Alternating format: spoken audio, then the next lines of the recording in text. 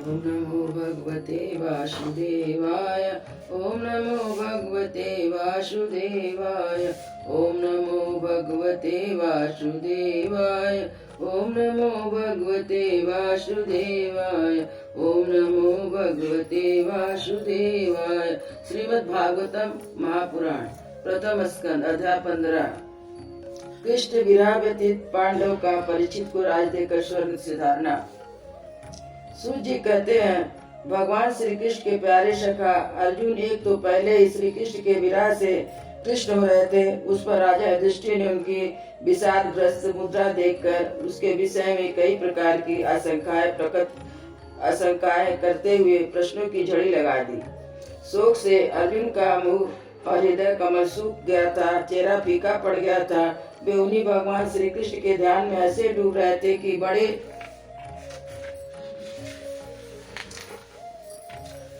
भाई के प्रश्नों का भी कुछ उत्तर न दे सके। श्री कृष्ण की आंखों से ओझल हो जाने के कारण वे बढ़ी हुई प्रेम जनित उत्कंठा के परवश हो रहे थे। रथ हाँकने वाले टहलने आदि के समय भगवान ने उनके साथ जो मित्रता, अभिन्नता, हृदयता और प्रेम से भरे हुए व्यवहार किए थे, उनकी याद पर याद आ रही थी। बड़े कष्ट से उन्होंने अपने शोक का वेग रोका, हाथ से नेत्रों के आंसू पोंछे, फिर रूधे हुए गले से अपने बड़े भाई महाराज युधिष्ठिर से कहा। अर्जुन बोले, महाराज, मेरे ममेरे भाई अथवा अत्यंत घनिष्ठ मित्र का रूप धारण कर श्री कृष्ण ने मुझे ठग लिया। मेरे जिस प्रबल पराक्रम से बड़े बड़े देवता भी आश्चर्य में डूब जाते थे, उसी श्री कृष्ण ने मुझसे छीन लिया। जैसे यह शरीर प्राण से रहित होने पर मृतक कहलाता है, वैसे ही उनके क्षण भर के वियोग से यह संसार अप्रिय दिखने लगता है। उनके आश्रय से द्रौपदी स्वयंवर राजा द्रुपद के घर आवे, कामोन्मत्त राजाओं का तेज मैंने हरण कर लिया, धनुष पर बाण चढ़ाकर मत्स्यवेद किया। इस प्रकार द्रौपदी को प्राप्त किया था। उनकी सन्निधि मात्र से मैंने समस्त देवताओं के साथ इंद्र को अपने बल से जीतकर अग्निदेव को उनकी तृप्ति के लिए खांडव वन का दान कर दिया। मैं दानों की निर्माण की हुई अलौकिक कला कौशल से युक्त महामयी सभा प्राप्त की और आपके यज्ञ में सब ओर से आकर राजाओं ने अनेक प्रकार की भेंट समर्पित की। 10,000 हाथियों की शक्ति और बल से संपन्न आपके इन छोटे भाई भीमसेन ने उन्हीं की शक्ति से राजाओं के सिर पर पैर रखकर मानी जरासंध का वध किया था। तदंतर उन्हीं भगवान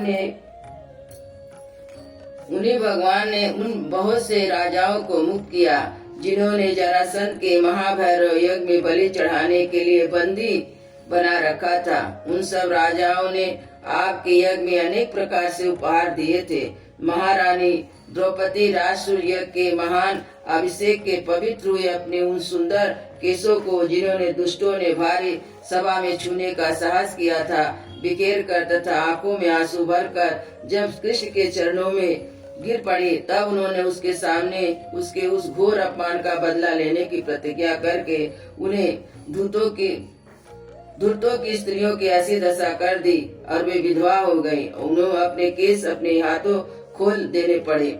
वनवास के समय हमारे बैरी दुर्योधन के षड्यंत्र से 10,000 शिष्यों को साथ बिठाकर भोजन करने वाले महर्षि दुर्वासा ने हमें दुष्कर संकट में डाल दिया था। उस समय उन्होंने द्रौपदी की पात्र से बचे हुए साग की एक पत्ती का ही भोग लगाकर हमारी रक्षा की। उनके ऐसा करते हुए नदी में स्नान करते हुए मुनि मंडल को ऐसा प्रतीत हुआ मानो उनकी तो बात ही क्या, सारी त्रिलोकी तृप्त हो गई है। उनके प्रताप से मैंने युद्ध में पार्वती सहित भगवान शंकर को आश्चर्य में डाल दिया। उन्होंने मुझको अपना पशुपात नामक अस्त्र दिया। साथ ही दूसरे लोग पालों ने भी प्रसन्न होकर अपने अपने अस्त्र मुझे दिए। और तो क्या, उनकी कृपा से मैंने इस शरीर से स्वर्ग में गया और देवराज इंद्र की सभा में उनके बराबर आधे आसन पर बैठने का सम्मान प्राप्त किया। उनके आग्रह से जब मैं स्वर्ग में ही कुछ दिनों तक रहा, तब इंद्र के साथ समस्त देवताओं ने मेरी गांडीव धारण करने वाली भुजाओं का निवात कवच आदि दैत्यों को मारने के लिए आश्रय लिया। महाराज, यह सब जिनकी महती कृपा का फल था, उन्हीं पुरुषोत्तम भगवान श्री कृष्ण ने मुझे आज ठग लिया। महाराज, कौरव की सेना भीष्म, द्रोण आदि अजय महामत्स्यों से पूरे अपार समुद्र के समान दुस्तर थे, परंतु उनका आश्रय ग्रहण करने से अकेले ही रथ पर सवार होकर मैं उसे पार कर गया। उन्हीं की सहायता से आपको याद होगा, मैंने शत्रुओं से राजा विराट का सारा गोधन तो वापस ले लिया। साथ ही सिरों पर चमकते हुए मणिमय मुकुट, अंगों के अलंकार तक छीन लिए थे। भाई जी, कौरव की सेना भीष्म, कर्ण, द्रोण, शाल, अन्य बड़े बड़े राजाओं और वीर क्षत्रियों के रथों से शोभामान था। उसके सामने मेरे आगे आगे चल कर अपनी दृष्टि से ही उन महारथी युद्धपतियों की वायु, मन, उत्साह और बल को छीन लिया करते थे। द्रोणाचार्य, भीष्म, कर्ण, भूरिश्रवा, सुशर्मा, शाल, जयद्रथ, ब्राह्मण आदि वीरों ने मुझ पर अपने कभी न चूकने वाले अस्त्र चलाए थे, परंतु जैसे हिरण्यकश्यप आदि दैत्यों के अस्त्र शस्त्र भगवत भक्त प्रहलाद को स्पर्श नहीं करते थे, वैसे उनके शस्त्र अस्त्र मुझे छू तक नहीं सके। यह श्री कृष्ण के भुज दंडों की छत्र छाया में रहने का ही प्रभाव था। श्रेष्ठ पुरुष संसार के मुक्त होने के लिए जिनके चरण कमलों का सेवन करते हैं, अपने आप तक को दे डालने वाले उन भगवान को मुझे दुर्बुद्धि ने सारथी तक बना डाला। जिस समय मेरे घोड़े थक गए थे और मैं रथ से उतरकर पृथ्वी पर खड़ा था, उस समय बड़े बड़े महारथी शत्रु भी मुझ पर प्रहार न कर सके, क्योंकि श्री कृष्ण के प्रभास उनकी बुद्धि मारी गई थी। महाराज, माधव के उन्मुक्त और मधुर मुस्कान से युक्त विनोद भरे हृदय स्पर्शी वचन, उनका मुझे पार्थ, अर्जुन, सखा, कुरुनंदन आदि कहकर पुकारना मुझे याद आने पर मेरे हृदय में उथल पुथल मचा देते हैं। सोने, बैठने, टहलने और अपने संबंध में बड़ी बड़ी बातें करने, भोजन आदि करने में प्राय एक साथ का रहा करते थे। किसी किसी दिन मैं व्यंग से उन्हें कह बैठता, मित्र तुम बड़े सत्यवादी हो। उस समय भी वे महापुरुष अपनी महानुभवता के कारण जैसे मित्र अपने मित्र का, पिता अपने पुत्र का अपराध सह लेता, उसी प्रकार वे दुर्बुद्धि के अपराधों को सह लिया करते थे। महाराज, मेरे सखा प्रिय मित्र नहीं मेरे हृदय ही थे। उन्हीं पुरुषोत्तम भगवान से मैं रहित हो गया हूँ। भगवान की पत्नियों को द्वारका से अपने साथ ला रहा था, परंतु मार्ग में दुष्ट गोपों ने मुझे एक अबला की भांति हरा दिया और मैं उनकी रक्षा नहीं कर सका। वही मेरे गांडीव धनुष है, वही बाण है, वही रथ है, वही घोड़े है, वही रथी अर्जुन हूँ, जिसके सामने बड़े बड़े लोग सिर झुकाया करते थे। कृष्ण के बिना ये सब एक ही क्षण में नहीं के समान सार शून्य हो गए। ठीक उसी तरह जैसे भस्म में डाली हुई आहुति कपट भरी सेवा उसर में बोया हुआ बीज व्यर्थ जाता है। राजन, आपने द्वारकावासी अपने जिन सुहृदय संबंधियों की बात पूछी है, वे ब्राह्मणों के साथ मोहग्रस्त हो गए और बारूणी मदिरा के पान से होकर अपरिचितों की भांति आपस में एक दूसरे से भिड़ गए। घूसों से मारपीट करके सब के सब नष्ट हो गए। उनमें से केवल 4-5 ही बचे हैं। वास्तव में यह सर्वशक्तिमान भगवान की लीला है कि संसार के प्राणी परस्पर एक दूसरे का पालन पोषण भी करते हैं और एक दूसरे को मार भी डालते हैं। राजन, जिस प्रकार जलचरों में बड़े जंतु छोटे को, बलवान दुर्बल को एवं बड़े और बलवान भी परस्पर एक दूसरे को खा जाते हैं, उसी प्रकार अतिशय बली और बड़े यदुवंशी के द्वारा भगवान ने दूसरे राजाओं का संहार कराया। तत्पश्चात यदुवंशियों के द्वारा ही एक से दूसरे यदुवंशी का नाश करा के पूर्ण रूप से पृथ्वी का भार उतार दिया। भगवान श्री कृष्ण ने मुझे जो शिक्षाएं दी, वे देश काल और प्रयोजन के अनुसार तथा हृदय को ताप को शांत करने वाली थी। स्मरण आते ही वे सारे चित्त का हरण कर लेती है। सूत जी कहते हैं, इस प्रकार प्रगाढ़ प्रेम से भगवान श्री कृष्ण के चरण कमलों का चिंतन करते करते अर्जुन की चित्त वृत्ति अत्यंत निर्मल और प्रशांत हो गई। उनकी प्रेममयी भक्ति और भगवान श्री कृष्ण के चरण कमलों के अहर्निश चिंतन से अत्यंत बढ़ गई। भक्ति के वेग ने उनके हृदय को मत कर उसमें सारे विकारों को बाहर निकाल दिया।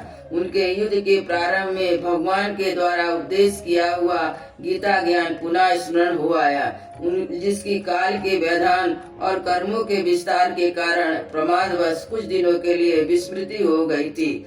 ब्रह्म ज्ञान की प्राप्ति से माया का आवरण भंग होकर गुणातीत अवस्था प्राप्त हो गई।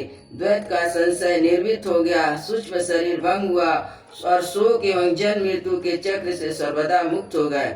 भगवान के स्वधाम गमन और यदुवंशी के संहार का वृत्तांत सुनकर निश्चयमती युधिष्ठिर ने स्वर्गारोहण का निश्चय किया। कुंती ने भी अर्जुन के मुख से यदुवंशियों के नाश और भगवान के स्वधाम गमन की बात सुनकर अनन्य भक्ति से अपने हृदय को भगवान श्री कृष्ण में लगा दिया और सदा के लिए जन्म मृत्यु संसार से अपना मुंह मोड़ लिया। भगवान श्री कृष्ण ने लोक दृष्टि से जिस यादव शरीर से पृथ्वी का भार उतारा था उसका वैसे ही परित्याग कर दिया जैसे कोई कांटे से कांटा निकाल कर फिर दोनों को फेंक देते। भगवान की दृष्टि में दोनों ही समान थे।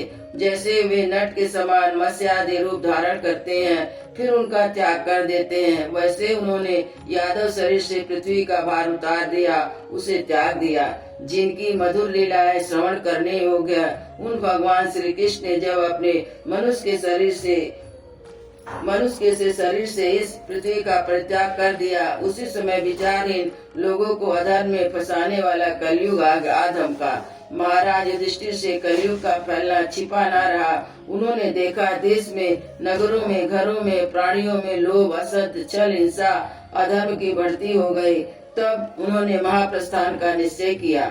उन्होंने अपनी विनयी पौत्र परीक्षित को, जो गुणों में उन्हीं के समान थे, समुद्र से घिरी हुई पृथ्वी के सम्राट पद पर हस्तिनापुर में अभिषिक्त किया। उन्होंने मथुरा में सूर सेना अधिपति के रूप में अनिरुद्ध के पुत्र वज्र का अभिषेक किया। इसके बाद सामर्थ्य युधिष्ठिर ने प्रजापति यज्ञ करके आह, वाणी आदि अग्नियों को अपने नील कर दिया, अर्थात गृहस्थ आश्रम के धर्म से मुक्त होकर उन्होंने संन्यास ग्रहण किया। युधिष्ठिर ने अपने सब वस्त्र आभूषण आदि वहीं छोड़ दिए और ममता अहंकार से रहित होकर समस्त बंधन काट डाले। उन्होंने दृढ़ भावना से वाणी को मन में, मन को प्राण में, प्राणों को अपान में और अपान को उनकी क्रिया के साथ मृत्यु में, मृत्यु को पंचभूत में शरीर में लीन कर दिया। इस प्रकार शरीर को मृत्यु रूपी अनुभव करके उन्होंने उसे त्रिगुण में मिला दिया। त्रिगुण को मूल प्रकृति में, सर्व कारण रूपा प्रकृति को आत्मा में और आत्मा को अविनाशी ब्रह्म में विलीन कर दिया।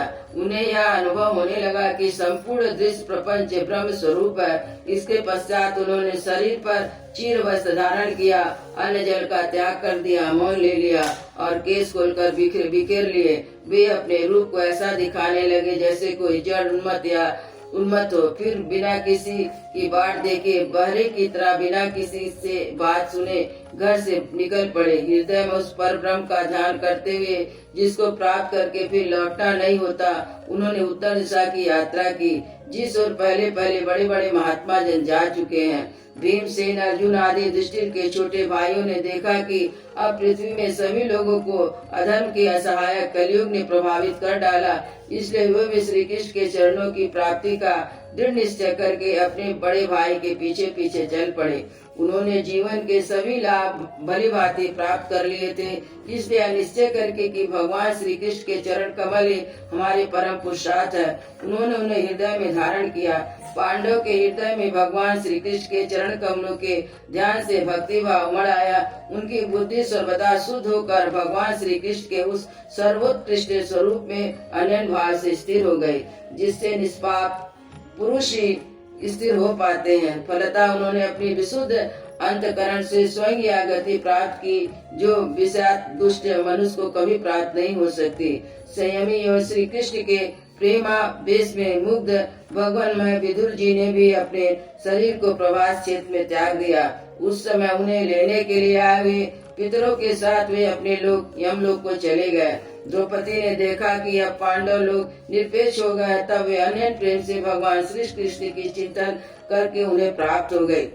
भगवान के प्यारे भक्त पांडव के महाप्राण की इस पवित्र मंगलमयी कथा को जो पुरुष श्रद्धा से सुनता है, वह निश्चय ही भगवान की भक्ति और मोक्ष को प्राप्त करता है। अयोध्या श्री राम लला की जय, वृंदावन बिहारी लाल की जय, गुरु महाराज की जय।